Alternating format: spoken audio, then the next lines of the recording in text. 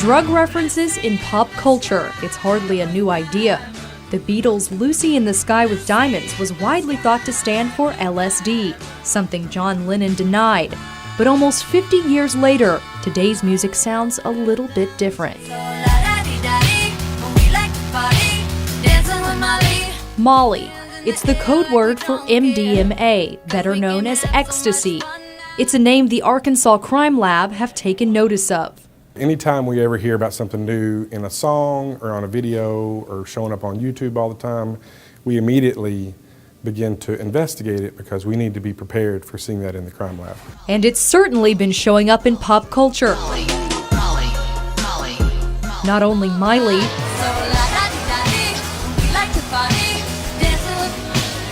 but Kanye West too.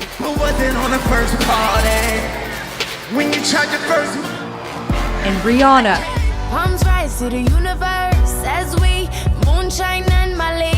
2 Chainz. Got your girl on Molly and we smoking loud and drinking.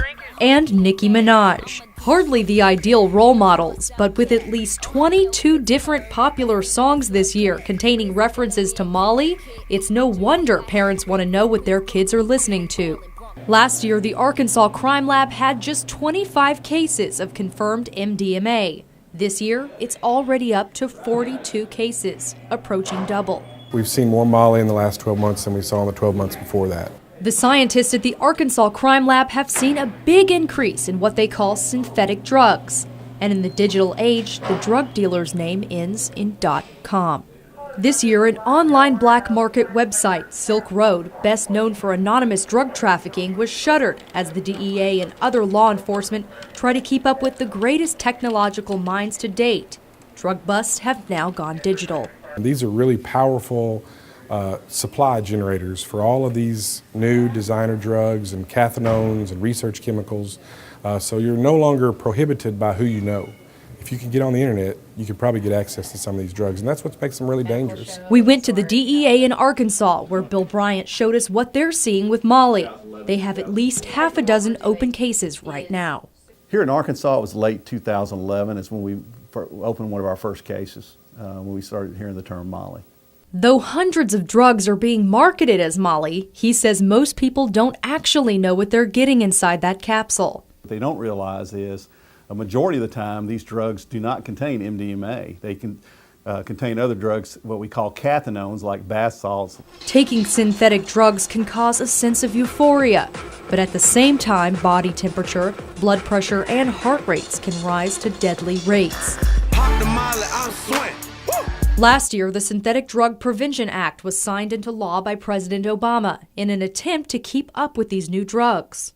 Which we now have 26 of these synthetic drugs that are now illegal. And of course the traffickers try to change the molecules or whatever, but under federal law we have what's called the Controlled Substance Analog Act. And kind of just in basic terms, there's certain prongs you've got to meet, but if it looks like a duck, walks like a duck, you know, if we meet that criteria, then even if that's not controlled, but it's similar to and it meets other criteria, then we're able to prosecute them in federal court. Drug producers are furiously working to change molecules to stay ahead of authorities. And the federal government has been forced to cope with technology, looking for the newest online black market. And with anonymous currency Bitcoin gaining traction online, the digital drug market will only be tougher to enforce. But enforcement aside, Harrison says this generation of young people are experimenting with drugs their parents never encountered. Kids are experimenting with things that no one has ever known what they would do to you before.